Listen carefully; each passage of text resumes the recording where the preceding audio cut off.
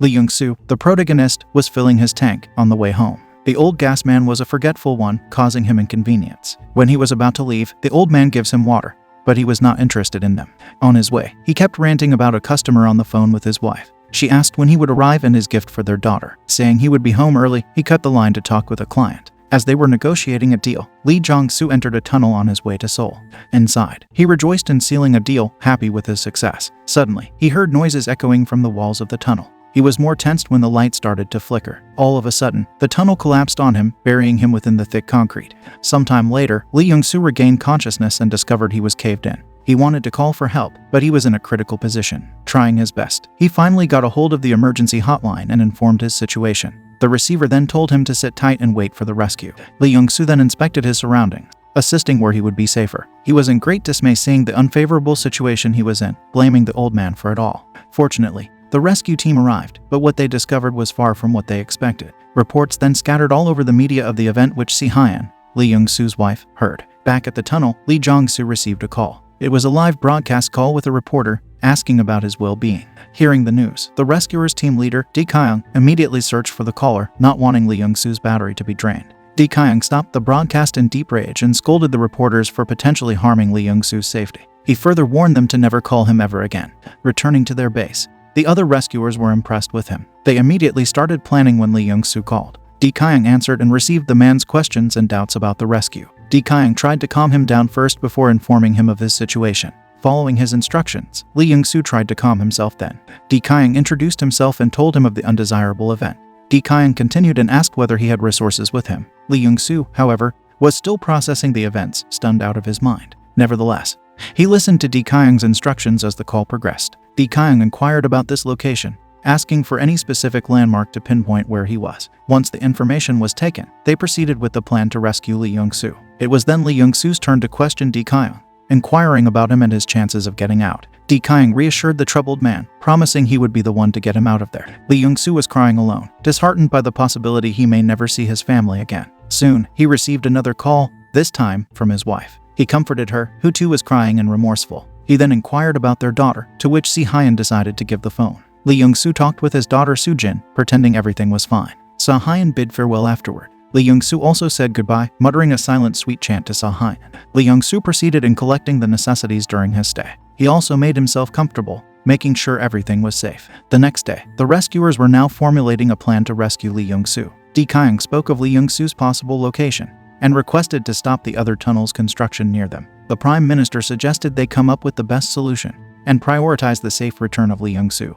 After the planning, they were about to deploy a drone to inspect the place, but the reporters were getting on the rescue team's nerves. Nevertheless, they continued and maneuvered in the drone, but the place had no signal, making the drone useless. Thus, Lee Kyung decided to went in and check himself. Partnered with a junior, they entered the tunnel. They discovered it was a mess, and what a miracle it was that Lee Young-soo managed to escape total harm. Lee Kyung exited the vehicle to further assess the situation outside, leaving the junior to record the events. When Lee Kyung was inspecting the condition of the tunnel, the junior suddenly honked, which alarmed him. Lee Kyung warned the junior not to do that again, but he constantly did anyway. The horns, however, awakened Lee Young-soo. The rescuers received a call from him, asking where the honking came from. They rejoiced, understanding Lee Young-soo was within reach. However, the honking caused the tunnel to further collapse, blocking Lee Young-soo even further. Outside, Lee Kyung frantically searched for a phone, wanting to immediately identify whether Lee Young-soo was harmed. The commotion, however, took everyone outside by surprise, including Si-hyun. Fortunately, Lee Young-soo was fine. Si-hyun took over the call, frantic as well for his safety. He reassured her, saying he was fine and that she must take care of herself instead.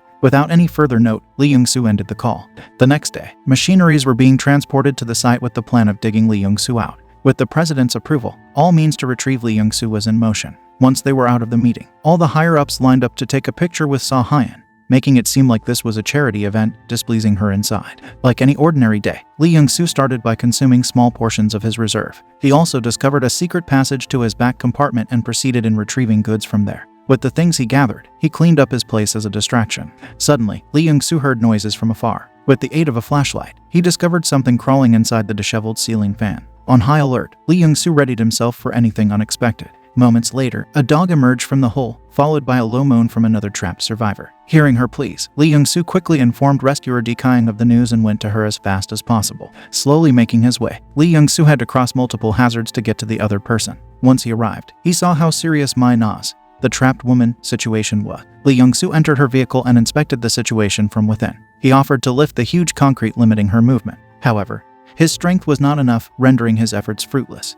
He then proceeded to check on Mai-na and discovered he could not recline the seats as well. They started to talk instead, with Mai-na inquiring about the rescue. Lee Young-soo said everything was fine and that they will be out soon. He also voiced out his intrigue about how lucky the dog was for not gotten injured. Moments later, Mai-na requested him for water, making him pause to contemplate. Nevertheless, Lee Young-soo obliged and gave her some to drink. After she quenched her thirst, Mai-na requested if she could contact her parent. Lee Young-soo obliged once more, feeling guilty about her condition. Mai-na contacted her mother, saying how sorry she was for destroying the only car they had. She continued to beg her mother to ask her company not to fire her, and she promised to be back as soon as possible. She reassured her that she was fine and that she was not alone. The mother talked with Lee Young-soo and asked if he could watch over her daughter. Feeling obligated, Lee Young-soo promised he would be here for Mai-na throughout their stay in that tunnel. After the call, Mai-na cried her heart out, worrying Lee Young-soo.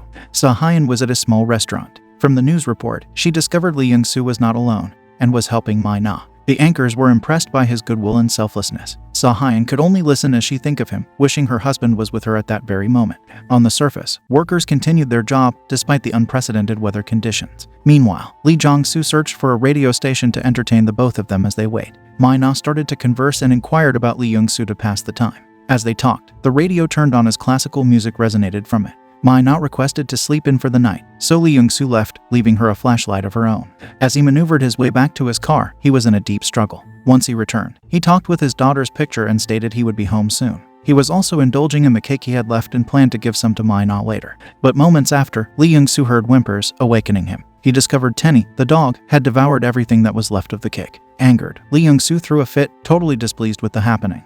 At the same time, Seo-hyun volunteered in taking care of the workers. This was her way of repaying them for their work and effort in getting her husband out. A moment later, Lee Young-soo was awoken by Mai-na's cries for help. Deeply concerned, he hurried his way to her. Mai-na was in great pain and was getting impatient with the rescue attempt. Lee Young-soo inquired about her condition, to which Mai-na constantly complained about the pain in her lower abdomen. Lee Young-soo offered to go back and contact the rescuers for immediate assistance. However, Mai-na requested instead for water, feeling guilty for burdening the man. But Lee Young-soo reassured her it was fine and proceeded to get the water. Lee Young-soo then measured the water he had left, knowing too well that it was not enough. He contemplated for a moment but decided to give it all to Mai-na anyway. However, his efforts were too late, for Mai-na had gone cold. Lee Young-soo was in denial of the happenings, not wanting to believe Mai-na was gone. He tried to push the heavy concrete off of her to give her some air, but Lee Young-soo discovered something that crushed his hopes. Realizing his efforts were useless, Lee Young-soo could only mourn in silence and covered her up as a sign of respect.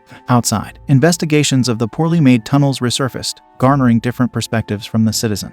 Lee Young-soo called Di-kyung after the tragedy and questioned whether he would be safe. Di-kyung reassured him, but the rescue plan would take time before then. Di-kyung then questioned whether Lee Young-soo had collected his fluids for water reserve in the meantime. Lee Young-soo questioned if the rescuer had ever tried it before, to which Di-kyung had not. Disappointed, Lee Young-soo ended the call, leaving Di-kyung behind. Guilty, Di-kyung proceeded to work overtime.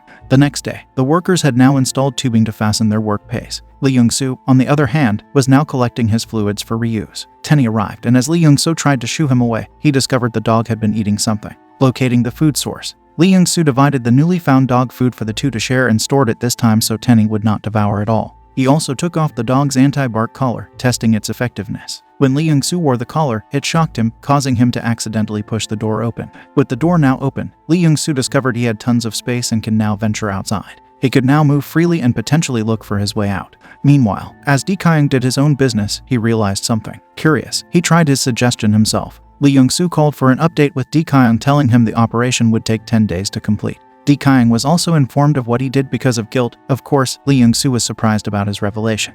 As he was about to drink his fluids, he contemplated, not wanting to do so. Suddenly, he heard water dripping and searched for its source. Joyful of his discovery, he informed his wife immediately, which warmed Seo-hyun's heart. After the call, Seo-hyun inquired of the Di-kyung's foolishness, bringing joy to all of them. Lee Young-soo was making himself busy as the stereo boomed classical songs to accompany him in his solitude. Above, the workers had dug up some of the concrete from the tunnel, so they expected to rescue Lee Young-soo by the following day, creating an uproar among the rescue team. The next day, everyone was excited, for they would be able to finally rescue Lee Young-soo. He readied himself for their arrival, waiting when the drill would get to him. But they were met with an unlikable event. The rescuers had been digging the wrong place all along, and they were now uncertain where Lee Young-soo could be. They informed Lee Young-soo of the bad news, disheartening the man even more. Seo-hyun tried to talk him out of his despair, but Lee Young-soo had enough of the misfortune he was in. He voiced his defeat, saying he accepted his end. Hearing his farewell, Seo-hyun threatened Lee Young-soo, saying they too would be gone without him in their lives. She begged him to stay strong, to keep on fighting until they see each other again.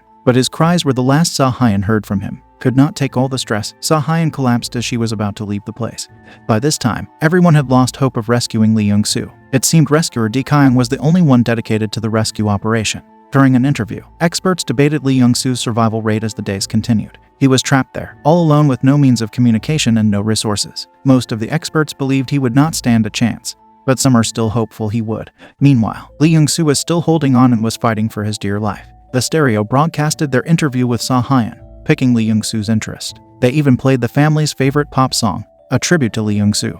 At a national hearing, all the authorities planned their next step. There were two opposing teams, the rescuers' side versus the businessmen handling the construction of another tunnel. The opposition wanted to start the reconstruction as soon as possible, because of the revenues they were losing. But their actions might harm Lee Young-soo's safety, so they were in a dilemma on what to do. Lee Kyung tried to make his point, saying Lee Young-soo was not a critter they could neglect easily. He was a human, alive and hopeful to be back with his family. Meanwhile, Lee Young-soo was busy digging his way out of the place. But despite his struggles, he was far from the rescuers' reach. On the other hand, the workers are now having doubts about whether Lee Young-soo would live. But the bubbly worker was optimistic and encouraged his teammates to continue. However, he was met with a misfortune, costing him his life. The news quickly spread like wildfire, increasing the concern of others and slimming Lee Young-soo's chance of getting rescued. Seo-hyun was starting to feel guilty about the happenings as well, seeing a child who lose her father just to save her husband. Meanwhile, Lee Young-soo cleaned the wounds he gathered in attempting to get out. Nevertheless, he continued with his expedition, fighting no matter the odds. Sometime later, Seo-hyun received a call from her mother. She informed Soo-jin was getting bullied at school because of the incident. Seo-hyun requested for them to lay low for the time being. Suddenly, the mother of the bubbly worker arrived and created a scene. She was heavily disheartened about her son's sudden passing, blaming all of it on Seo-hyun's selfishness. All Seo-hyun could do was repeatedly ask for the woman's forgiveness. Guilty out of her mind, Seo-hyun locked herself in her quarter. The sudden visit of the businessmen, however, disturbed her peace. They tried to reason with her, saying it was time to let go. They were only worried about the others' safety, and that Lee Young-soo's condition was not certain. Troubled and feeling obligated, Seo-hyun had no choice but to agree with their request. That night, as Lee Young-soo waited for his rescue, the order to stop was released. Seo-hyun arrived at the radio station that Lee Young-soo had accessed. She requested a live broadcast, hoping her message would get to him. Lee Young-soo heard everything, the uncertainty in his wife's voice and the sad truth no one was there to rescue him anymore. Seo-hyun was heartbroken as she shared the news, which Lee Young-soo could feel. She continuously asked for his forgiveness for giving up on him. By then, Lee Young-soo could not believe this revelation as well, saddening him more. Lee Young-soo tried all means to convey he was still alive, but all were ineffective. Seo-hyun exited the building, regretful and crying her heart out. News then spread of the reconstruction of the second tunnel, abandoning Lee Young-soo's rescue operation. But Lee Kyung was persistent and wanted to go down the hole and check it himself. A worker tried to stop him, but he was stubborn, saying he made a promise to rescue Lee Young-soo so he has to try at least. Feeling defeated, the worker let him be. As Lee Kyung descended, the worker continuously warned him of the danger, but he proceeded with the plan. Once at the bottom, he was skeptical of the situation. Little did he know, Lee Young-soo was still holding on. Lee Kyung then took out a sensory device to scan for any sound vibration. He listened inattentively, not missing any small details, whereas Lee Young-soo struggled with all his might just to find a way out. But a higher-up discovered Lee Kyung's expedition and ordered for it to be stopped immediately. They were now planning to start the bombing soon. Thus, Lee Kyung was roughly pulled out of the hole, leaving the equipment behind. Lee Kyung could only yell out for Lee Young-soo's name. Everyone was now relocated to a safer place, and the bombing commenced. Because of the shocks, Lee Young-soo was forced to retreat to his car and seek of a shelter. As the bombing continued, Lee Young-soo escaped his car and went to Minaz in hopes of signaling his whereabouts. Above, Lee Kyung discovered the device he left behind and detected something, discovering the possibility Lee Young-soo was still alive. He immediately ordered for the bombing to stop, and that Lee Young-soo must be rescued immediately. After some time of digging, the rescue team led by Lee Kyung finally arrived at Lee Young-soo's location. They had finally retrieved him in Tenny after a month of being trapped inside. Outside, people gathered to get a glimpse of his retrieval. With their crowding, it was getting hard for the rescue team to move. When they were about to lift Lee Young-soo on a chopper, a higher-up stopped them, saying the Prime Minister was on her way. Di Qiang was pissed but tried to control his composure. On the other hand, Li Yongsu whispered something to him that the media wanted to hear. They requested for Di Qiang to speak aloud of the conversation. Abiding their request, Di Qiang roared, "Get out of the way, you useless people," out loud, just in time as the Prime Minister arrived. She interpreted that the threat was addressed to her, so they let the rescue team be and Li Yongsu was transported to safety. The event was broadcasted to everyone, with Li Yongsu holding the longest record of being trapped, and how the rescue operation was a symbol of the Korean people's love for its citizens. News of the event further spread, however, with the higher-up taking all the credit for the heroic deed. Di Qiang, the true savior, was ordered to write an apology letter addressed to the Prime Minister for the supposedly rough remark he made. Tenny was sent to the local vet clinic and was now ready for adoption, whereas Li Yongsu was now with Seo Hyun, happy they reunited once again. They entered a tunnel, causing Li Yongsu to react fearfully, but Seo Hyun was with him this time. She reassured him it was fine and tightly held his hand for support. With a smile on their faces, they ventured the tunnel together.